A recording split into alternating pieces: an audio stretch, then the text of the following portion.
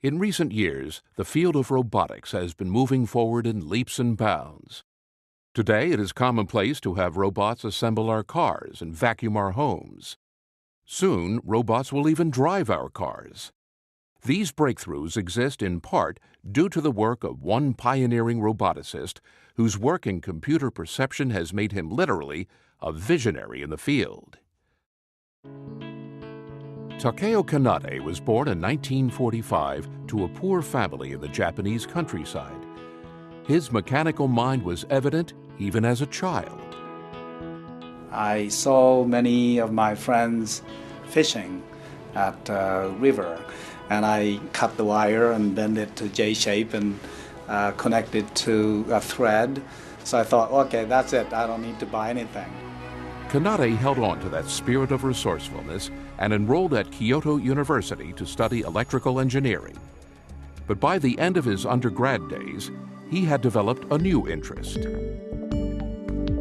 There was one professor who specialized using computer to process images, speech, and language. So even from that time, I thought this is what computer can do.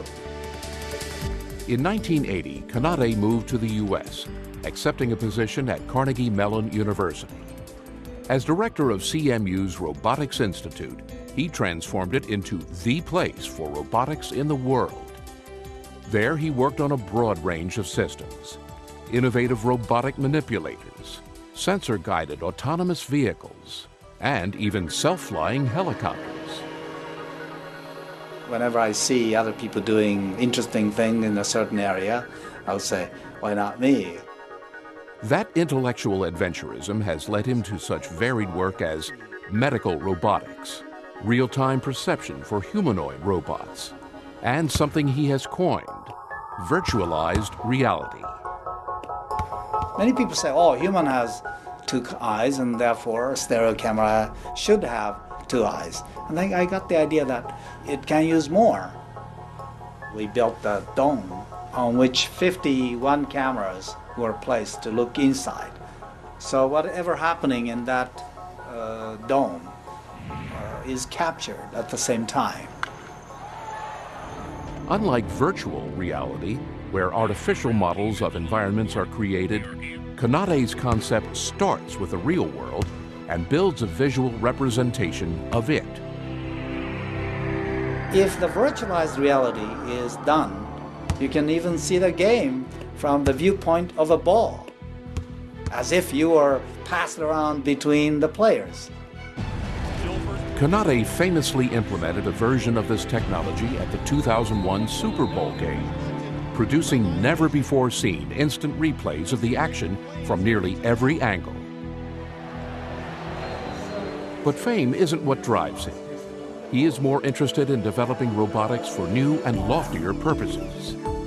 Main applications have been always military, space, manufacturing, but not much emphasis on intelligent systems to help people, especially the older people, people with disability.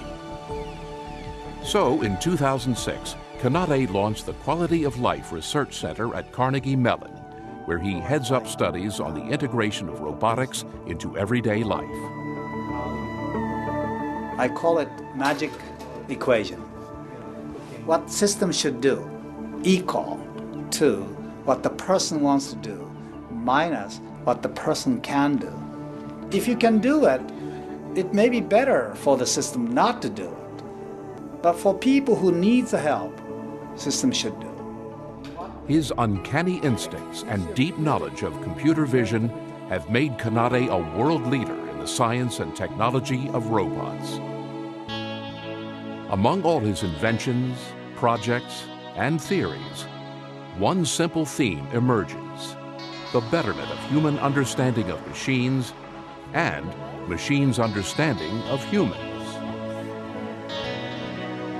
In the future, your house will be a robot. It will help you to live more independently, more comfortably. It understands what you want to do, and it helps you to accomplish your goal, your desire, your life.